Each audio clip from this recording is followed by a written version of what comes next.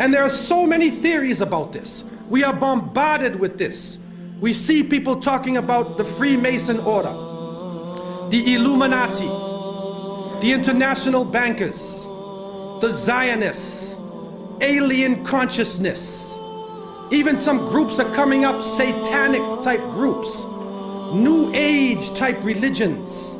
All of these coming up, and what we find in most cases is that all of these groups are worshiping a force.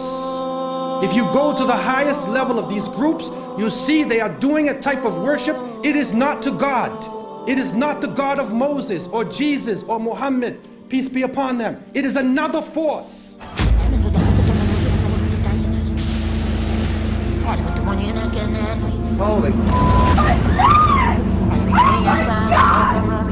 Ini adalah peristiwa runtuhnya Menara Kembar WTC di New York tanggal 11 September.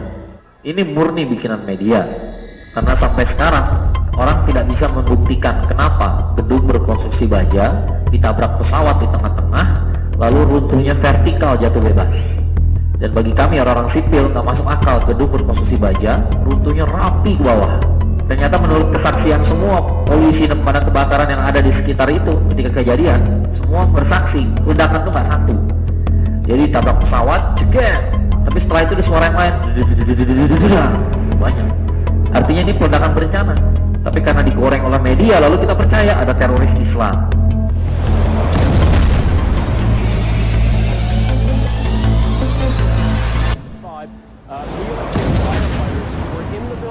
Pembuat hoax terbaik adalah penguasa, karena mereka memiliki seluruh peralatan untuk berbohong.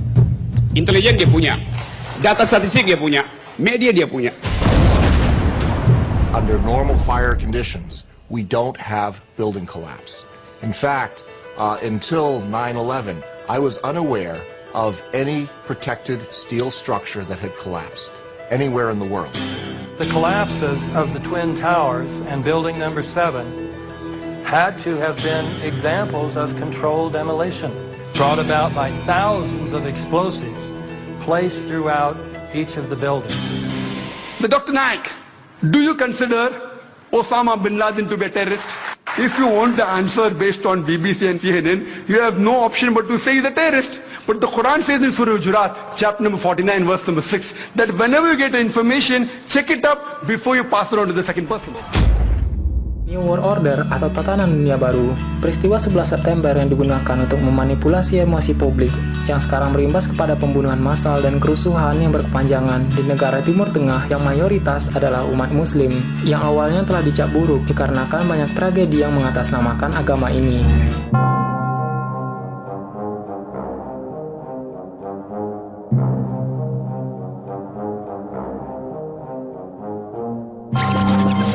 (1991) Terminator 2.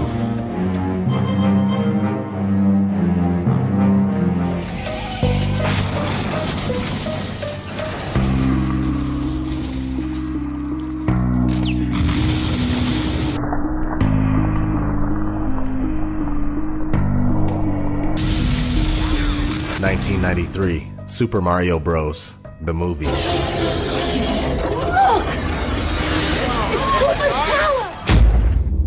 1978, Super Friends TV show, the episode entitled Monolith of Evil. 1991, Tetrastar video game. 1992, King of Monsters video game. 1994, Viceland magazine article. 1986, Dream Machine. There's computers where the resolution is so high by anything, which raises the whole question of photography as evidence of anything.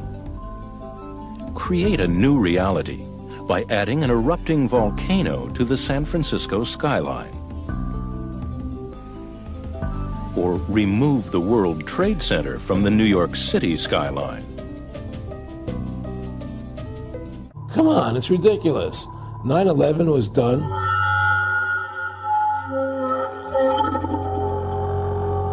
So he said to me one night, he said that there's going to be an event there, and event, you're going to see we're going to go into Afghanistan, so we run pipelines from the Caspian Sea. We're going to go into Iraq to take the oil and establish a base in the Middle East, and we're going to go into Venezuela and try and get rid of Chavez.